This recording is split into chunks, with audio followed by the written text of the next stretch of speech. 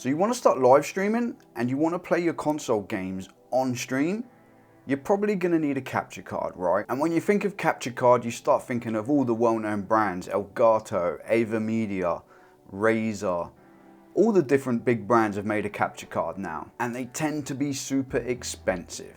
£150, £200, even more, sometimes a little bit less, but you're probably looking over £100 to start capturing your console on your PC so that you can stream on Twitch or YouTube or Kick. Wherever you want to stream, you probably want a capture card. So you might have been looking around and you've been scrolling through Amazon and you've seen a whole load of these cheaper capture cards. Some of them are like £15, £20, £30, £50, £70, a whole lot cheaper than the ones that you know from the big name brands. But are they worth it, or are they completely pointless and a waste of money? So today I've got this capture card from Ugreen and I'm going to be checking it out and having a look at it. I had to have a little hunt on the back of it in tiny little writing to find the model number. On Amazon it didn't mention what the model number was. It was just called Ugreen HD capture card or something like that. But on the back here in tiny writing, the model number is CM630, so CM630 is the model we're looking at today. It's a little tiny little box and it says that it can do up to 4K 60 pass-through modes. It can do full color range in 4K 30, and then as far as what it actually captures, it captures in 1080p 60 frames per second, which, to be fair, if you're live streaming, is probably the most you want. If you want to capture the most high quality 4K for posting videos, this might not be for you, but if you just want to live stream, by the time it's gone through Twitch, 1080p is about the most you're going to do realistically at the 6,000 bitrate limit that they have on there. So if you just want to live stream and you want to get started, maybe this is worth it. Let's find out. So it comes in a pretty simple box, and on the packaging it tells you a little bit of information about it, some of the specs, some of the things that it can do, and some of the compatibility that it has. And when you open that box up, there's not an awful lot inside of it. Literally, you get an HDMI cable, you get a USB-C to C cable, which also has a little adapter on it, which allows you to convert it to USB-A if you only have a USB-A port. You're probably going to want to make sure you've got USB 3.0 at least for this to work. I've been using it through USB-C on my computer. And the last thing you actually get is the box itself, which is very small, very slimline, not very heavy. It's got a little bit of weight to it. It looks like it's got a big heatsink through the air vents on the back inside. But in general, for £30, it's not the absolute most amazing quality product you're ever going to have, but it's not the worst quality you're ever going to have either, right? Ugreen have been around on Amazon for a little while now, and I've bought quite a few of their products, mostly like cables and stuff like that, and charging plugs, things like that. And I've never had a problem with any of their products. So when I was looking through all of the cheap capture cards on there, and I saw that Ugreen made one, I thought, let's give them a go. They're not known for it, but let's try it out and see what it's like. So to get this connected up to your computer, it's pretty straightforward, right? You plug the HDMI port from your console into the port that says HDMI in. You plug the HDMI out port into your monitor or TV or wherever you want to actually be watching the game. And then finally, you plug the USB-C port into your computer, either through USB-C or through USB 3.0 using the Type A adapter that it has in the box attached to the wire. And when you do that, it's super straightforward. You plug it in. I'm on Windows 11 and it just was detected immediately. It showed up in OBS immediately as like Ugreen HD capture card or something like that. And I could just add it to a source in OBS and it was immediately started working. Get a little blue light lights up on the front and you're away. So the reason I wanted this was, even though I mostly play PC games now on stream, check out the Twitch, you know where to find it. I do sometimes play Switch games and I do sometimes play PS5 on stream, and I currently have an Elgato HD60 Pro capture card, the PCIe internal one inside my computer, and I was using that for the longest time.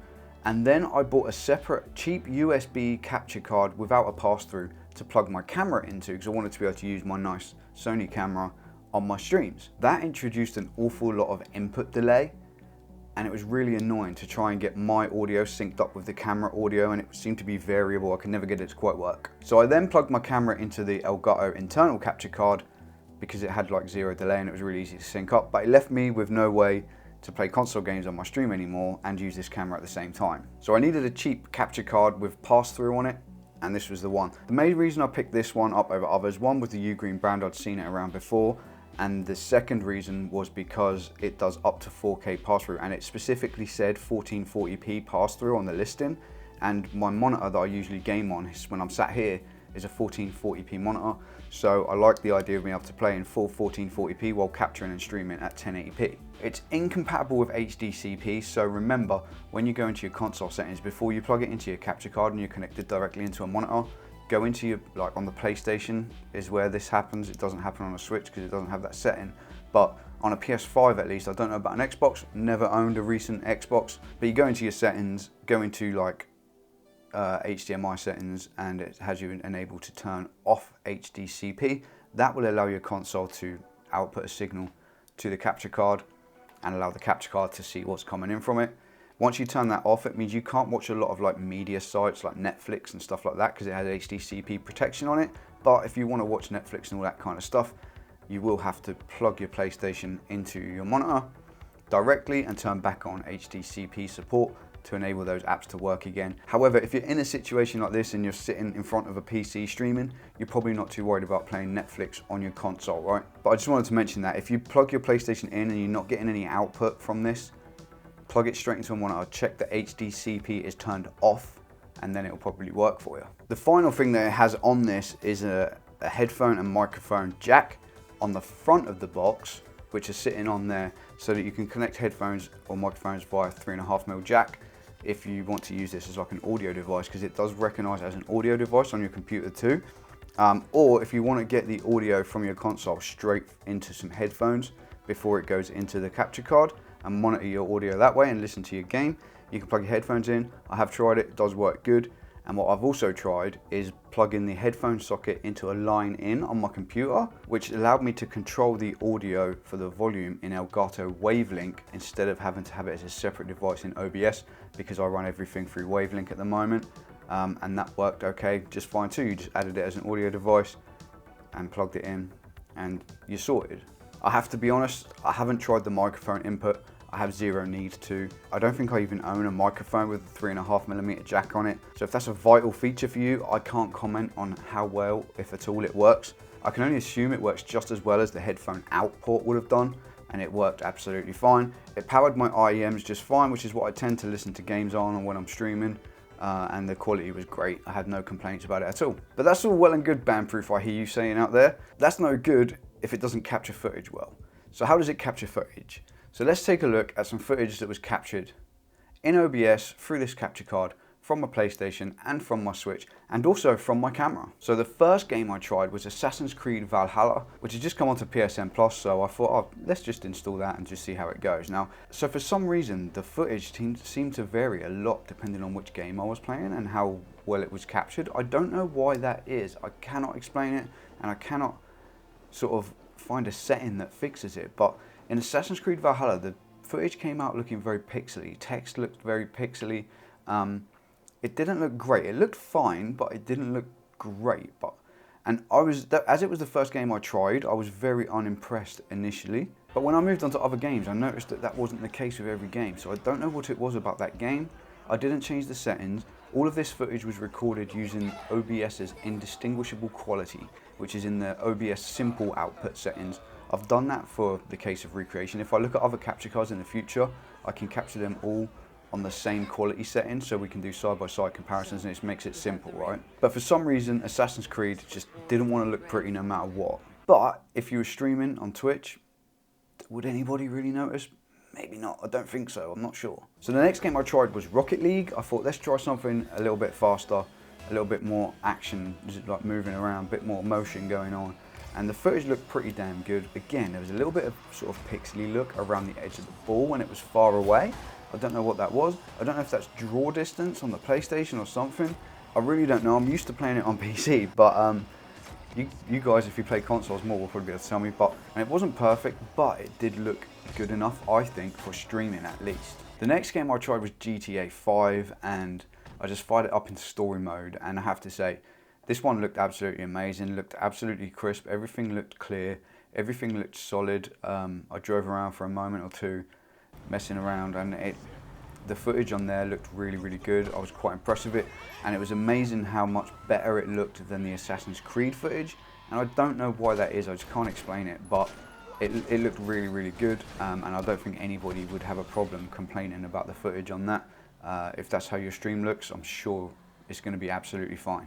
I then wanted to play an FPS game, and just lately I've been playing the finals quite a bit on PC, so I thought I'd check it out on PlayStation. I can't play FPS games with a controller, but I jumped into the finals and just jumped into the little test area, shooting practice range place, and had a little run around, fired a few shots, blew up a few gas canisters, and again the footage looked good. It was sort of on par with the GTA footage, perfect if you're streaming at 1080p.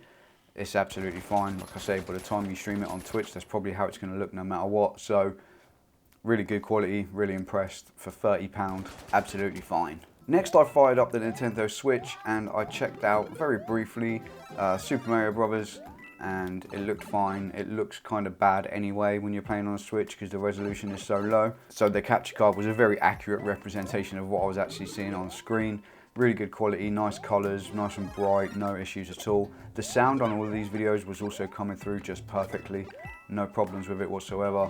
Nintendo Switch, being in the fact that it outputs in 1080p anyway, if you're a Nintendo Switch streamer, then this capture card is absolutely perfect. More than good enough, more than good enough. And then the final gameplay thing I looked at was Pokemon Violet. I wanted to jump in and just have a look at that. If I do play Nintendo Switch games, that tends to be the one I play. I tend to play Pokemon games, right? So again, it looks like a Nintendo Switch game. It's absolutely fine. Quality is on par with the Switch, basically. Can't fault it at all. Really pleased with it. No issues when moving around, going around riding on the Pokemon when you're moving a bit quicker. Footage is good. More than happy with it. So that said, I'd happily stream Nintendo Switch through this all the time. I don't know why there was that variance on the PlayStation. Has anyone out there got any ideas? Please let me know in the comments. I don't know. But the last thing I wanted to check out was how does it look when I plug my camera into it. So right now you're looking at this recorded straight into the camera at 4K. That's how this video is being recorded right now. Any camera footage you've seen up to this point has been recorded directly into the camera.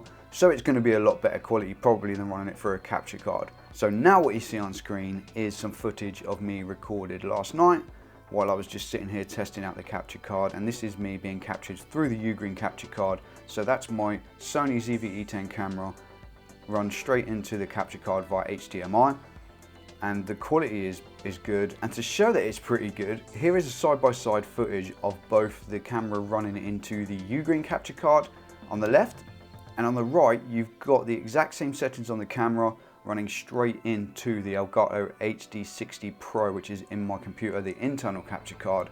And honestly, there's not really any difference between the two.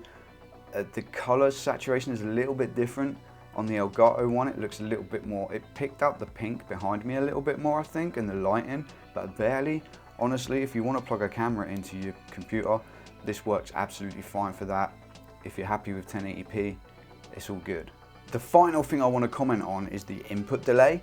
So a lot of people have problems with capture cards where they want to play on the preview screen because they don't have two monitors, or they don't want to alternate between two inputs. I would never recommend you do that. There's always going to be some input delay, but I tried my best to capture. On the screen here you can see the PlayStation connected into the capture card. On the right hand side you can see the direct pass-through, which is just being fed straight from the PlayStation. On the left you can see my OBS preview window, which is coming from the capture card.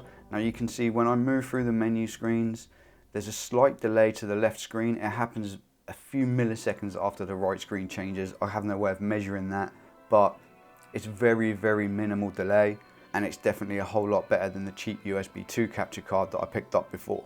So with all of that said, is it worth £30? I think so.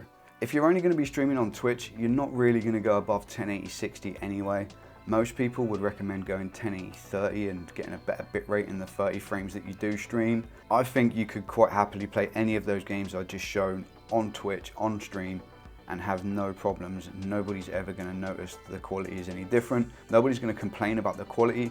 I think both you and your viewers will be pretty happy with this capture card if you're just using it for live streaming. If, however, you want to record YouTube videos and get the absolute highest fidelity, the highest quality, and go up to 4K in your recordings, this is not going to do it. Obviously it doesn't support 4K capture, and the footage is not going to be as crisp as it is on some of the better capture cards that do offer that 4K capture. So if that's what you want, you're probably going to have to spend a little bit more money and go for one of the better, more powerful capture cards. But for me, I only wanted it for live streaming, and I only live stream at 1080p, and whether I plug my camera into it or either of my consoles, the quality, I'm more than happy with it. But you can judge for yourself. Go back through, check out those pictures and see what you think, right? I think it looks okay, especially for a £30 capture card, and I don't think it looks any better than my HD60 Pro does. When you put the camera comparison side by side, it's just as good and just as worth it. And the HD60 Pro is sort of obsolete now. There's the 4K 60 Pro, right? But that capture card, if you want to buy another one, because I was looking at buying a second one and just having two in my PC, they're still like 150, 160 pounds to buy, even though they're really, really old. So for 30 quid, this little thing, I don't think it's that bad of a deal, honestly. I think it's actually quite a good deal. I'm more than happy with it, and I'll be using it on my future live streams, so if you want to check those out, the Twitch link is down below. But the name's Bamproof, right? You'll find me. Apart from that, people, if you've got any questions about this device in particular, please do let me know down in the comments, and I will do my best to answer any questions that you do have. But apart from that, remember, you are all awesome, and until next time, stay Bamproof. I'll see you really soon, people. Peace.